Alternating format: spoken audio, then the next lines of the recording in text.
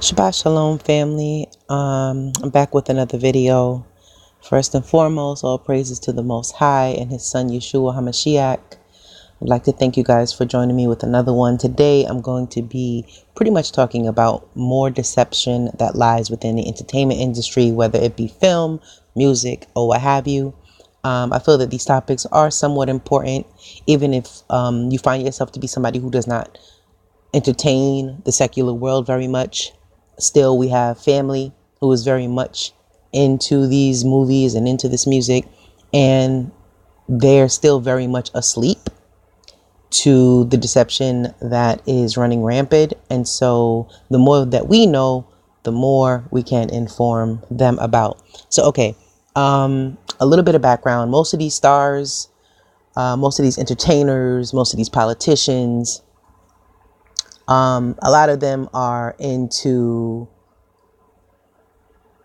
this religion called Scientology, which is just like a branch of Satanism, which is what we're about to get into now. So this first video here we're going to watch is very informative because it gives you some background about the beginnings of Scientology, and it gives you some background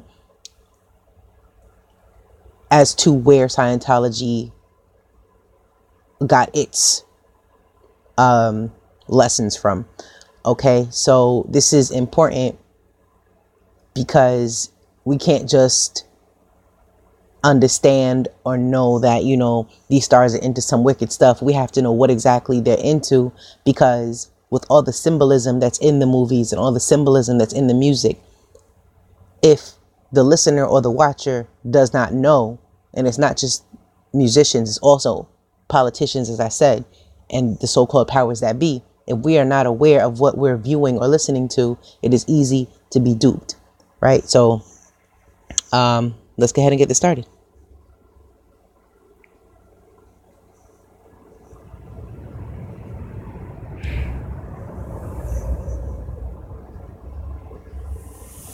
Scientology is one of the most successful religious cults in the world. This is owing much to the promotion of different Hollywood stars and musicians.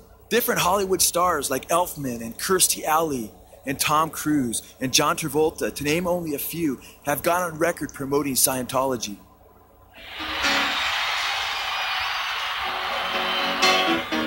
Just take those old records off the shelf.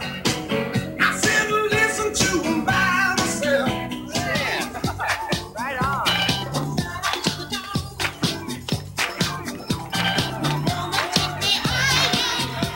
Stars like John Travolta and Kirstie Alley have even taken to the airways in defense of Scientology.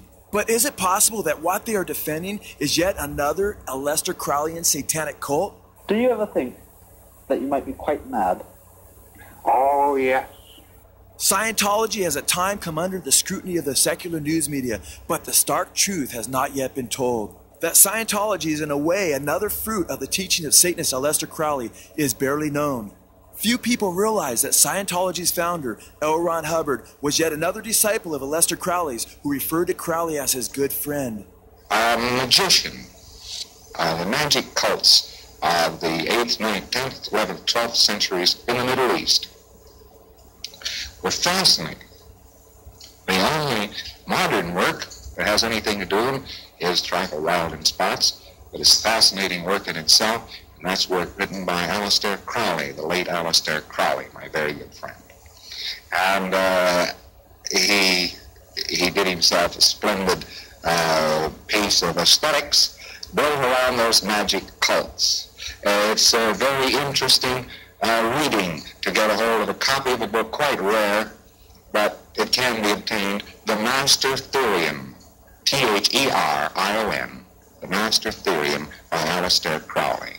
He signs himself The Beast, Mark of the Beast, 666. Hubbard stated that Scientology's basic idea paralleled Crowley's doctrine of do what thou wilt. He stated, our whole activity tends to make an individual completely independent of any limitations. Aleister Crowley had some interesting things to say about this. He wrote the Book of the Law. L. Ron Hubbard's oldest son, L. Ron Hubbard Jr., who witnessed his father's discipleship under Crowley, admitted his father was a Satanist and a follower of Crowley. Well, the funny thing is that the actual truth is about as far out Scientology itself.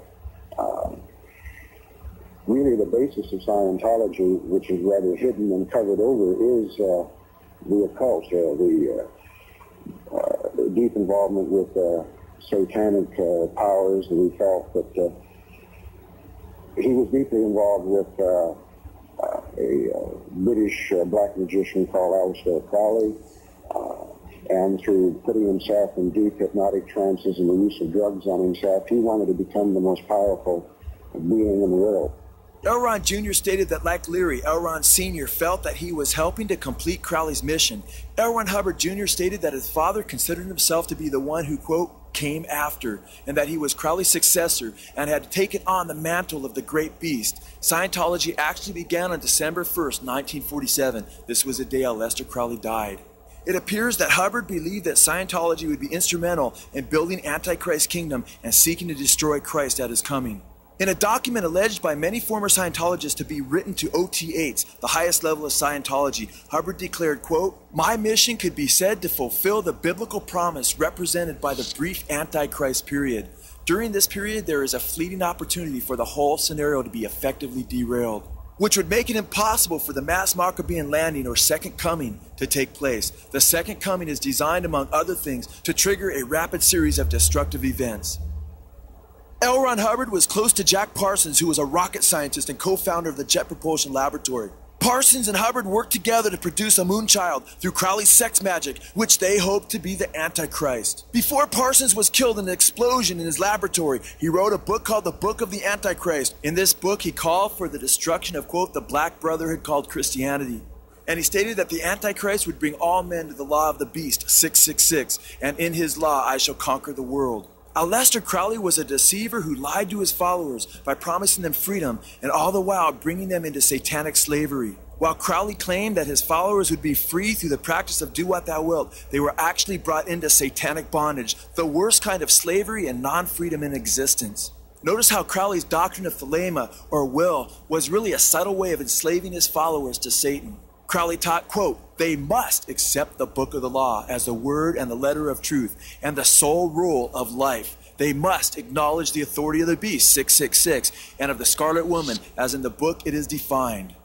He said they must accept their will as constituting the will of the whole order. Whatever happened to do what thou wilt, right? He stated they must accept the crown and conquering child as the Lord of the Eon and exert themselves to establish his reign upon the earth. In the end, Aleister Crowley was totally deceived. He died hopelessly addicted to heroin and enslaved to Satan.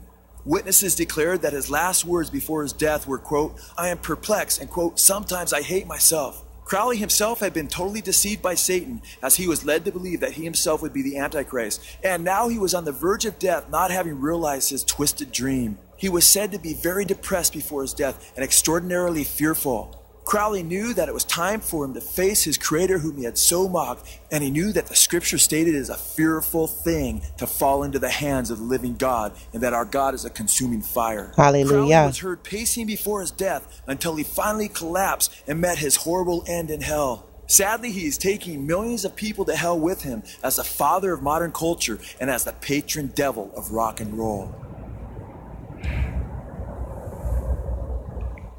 Okay, family. So as you saw here, this dude that many people follow today, such as Jay-Z, a lot of these movie stars, a lot of them go with this saying, do as thou wilt. I mean, it's just ridiculous. I don't understand how you can have such a saying, do whatever you want, but only if you agree to these terms. You know what I'm saying? Like, that doesn't make sense. It's foolish. It's blindness. And, these are some of the things that, a lot of people don't know when listening to music or when watching these movies. These people are honoring men like this. These people are studying the works of men like these. You know what I mean? So I'm just going to pause this for one sec. Okay, so I just wanted to show these screenshots right here. We have Jay-Z with the Do What Thou Wilt shirt. Why would a rapper from the hood wear that? We have John Lennon from the Beatles. Here's a quote by him. The whole Beatles idea was to do what you want. Do what thou wilt, as long as it doesn't hurt somebody. Meanwhile, it ends up hurting millions of people because millions of people listen to their music. Okay? This dude was some leader of some satanic, denomination. And this is the Crowley dude that we just saw. He said, do what thou wilt shall be the whole of the law. Okay? This is somebody who is into the whole Scientology thing, and we just learned through that short documentary the connection between Scientology and Aleister Crowley and his satanic movement. Another gentleman, Forrest Whitaker, down with the Scientology movement. I forgot her name, but she's a chick from Girlfriends, if you guys watched that back in the day. Lynn, I think her name was. And Dougie Fresh, another dude who is down with the satanic movement tied with Scientology. Okay, so hang on, guys. Okay, so this might be a little lengthy, but moving on, what I want to show are a couple of examples of people who are into this whole magic thing, right? Because that's also one of Crowley's, tools, or was one of his tools, magic. Okay, and as you can see from the title right here underneath the Scientology and Satanism video, we got Michael Jackson. Okay, I laugh because this dude's music can be heard in any grocery store you walk in, all over the world, right? He was well loved. Let's see what he was up. Let's see what he was up to.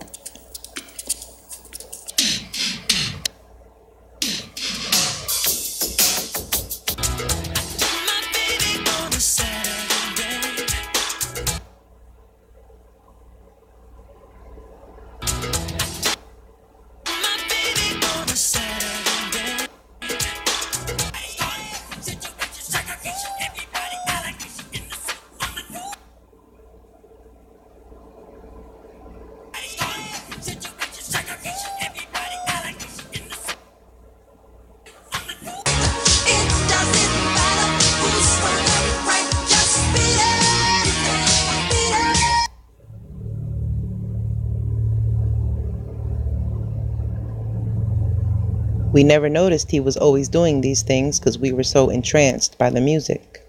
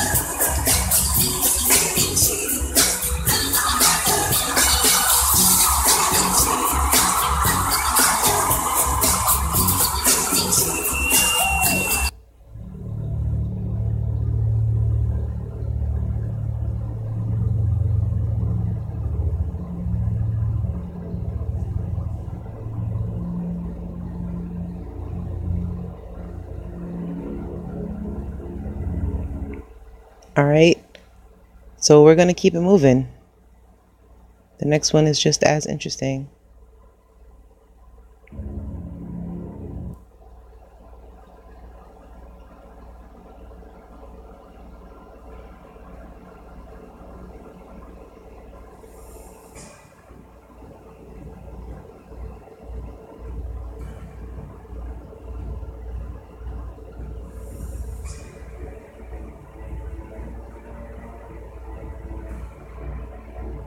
This is the sign of the horns, a curse sign, 2 fingers extended. This way, spread apart for sort of shotgun blast. You know, I always figured if I ever when met it's the devil, it'd have dirty fingers. Go on. No, they're not. Yes, they are. Where? Dirty fingers. Well, that's because I've been fooling around with your equipment. Never mind. Don't blame it on the studio. Go on with it. All right. So that's the sign of the horn, and then what happened? Is that it? Well, the other ones, too. Yeah. What are the other ones? The other ones, one of them's the pox sign. That's 3 fingers extended. Pox on you? A pox on you. During the Middle Ages, this Yeah. was... Oh, yes. But You're originally... a bad cat. Well, you have to be bad to be good.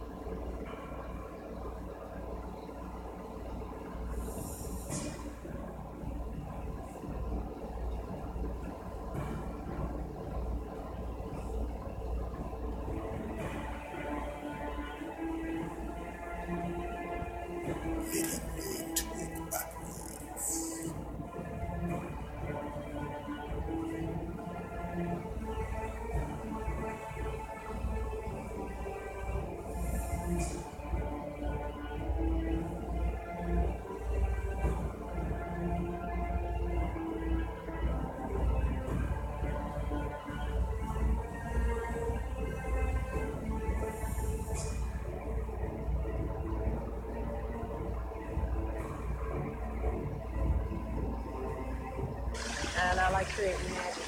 And I like creating magic.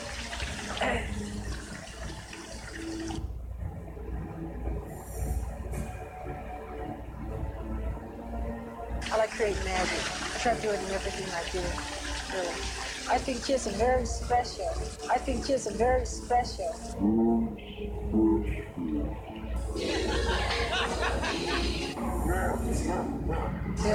They get the greatest inspiration for me.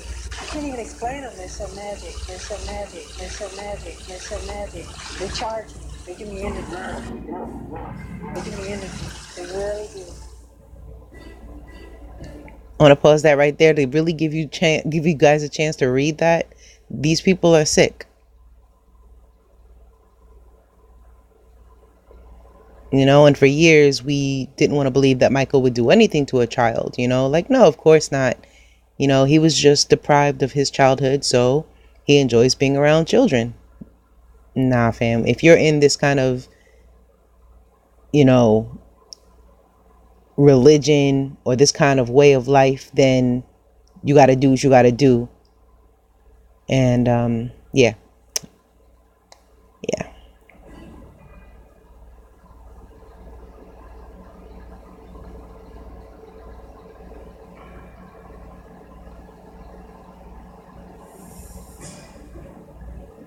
I think that's funny, and Mike loved being around white kids. Just saying. It's magic.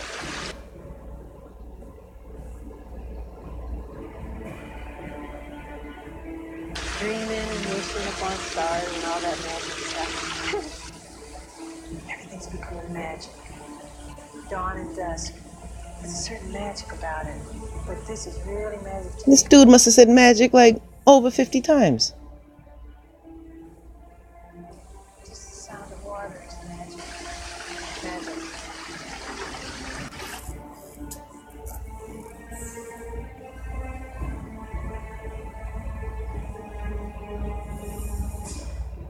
The very thing that used to look so like intriguing or cool is just super demonic now.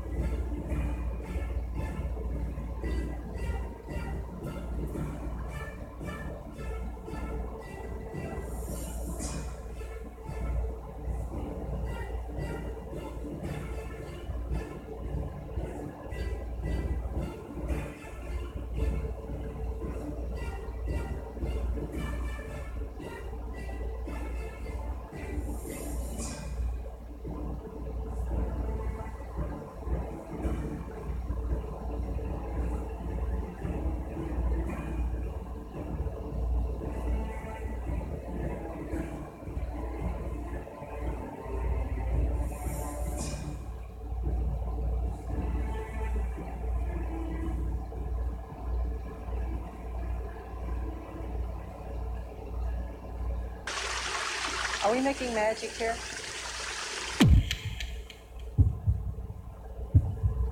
Okay, guys. So we have one more after this. It doesn't have to do anything with Michael, but it's another well-loved artist that also has been deceiving. Quite possibly. Last one, guys.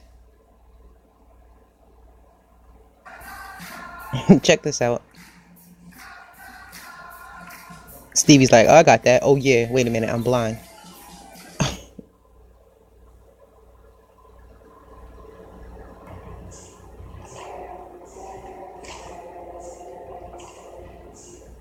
What'd he reach for, guys? Huh? Just cuz?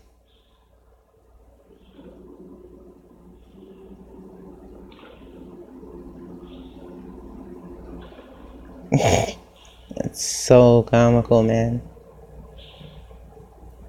A white chick is like, oops.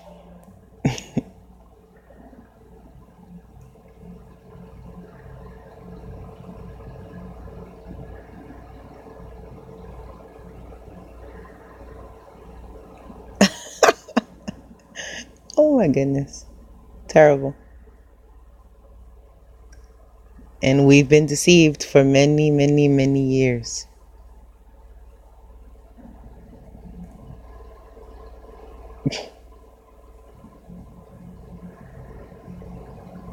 It's just an artist's rendition of what happened.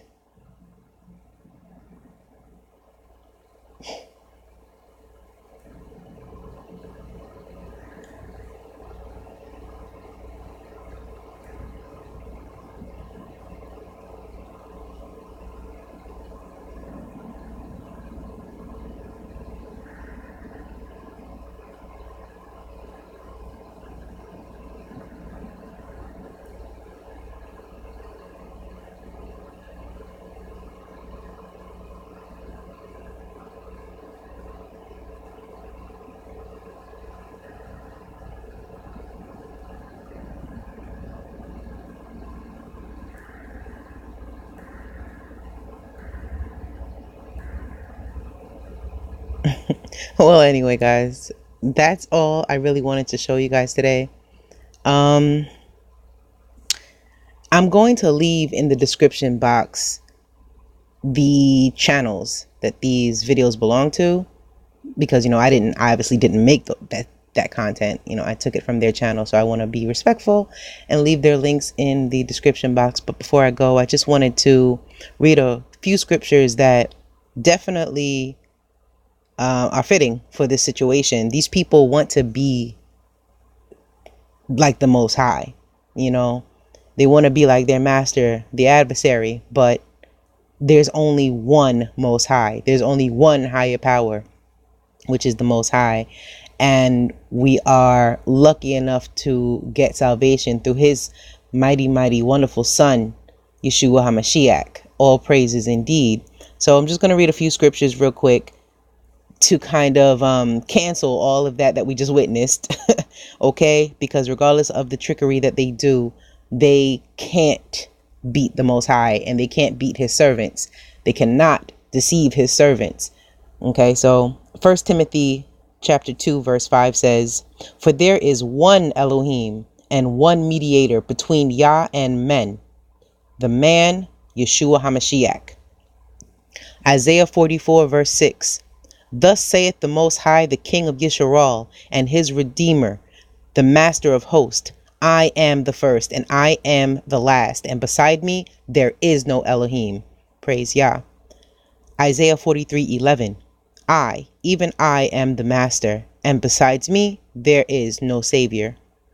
1 Corinthians chapter 8 verse 6, "But to us there is but one Elohim, the Father, of whom are all things, and we in him, and one Master, Yeshua HaMashiach, by whom are all things, and we by him." Deuteronomy 6 verse 4, "Hear, O Israel, the Master, our Elohim, is one Elohim." James 2 verse 19, "You believest that there is one Elohim, you do well. The devils also believe and tremble." I really like that. I'm going to read that again. James chapter 2 verse 19, "You believe that there is one Elohim, you do well. The devils also believe and tremble." Praise Yah. And I'll end it with Isaiah 14:14. And this is the adversary speaking. He says, "I will ascend above the heights of the clouds. I will be like the Most High." However, we all know that will never come to pass. Not with a mighty Elohim that we serve. Praise Yah. So I know this was a little bit lengthy. I don't really like making really long videos, to be honest. But I wanted to just show that information to you guys. It's not so much about the commentary. It's more or less just sharing. Hey guys, look, you know, it's a little deeper than what we might think. You know what I'm saying?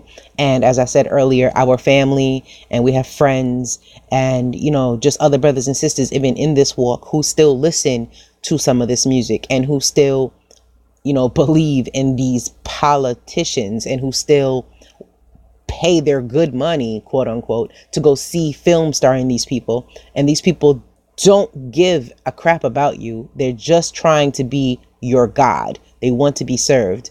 Okay, so knowledge is power. Praise Yah. So yeah, I guess that's it for this video. Thanks for watching, and shalom.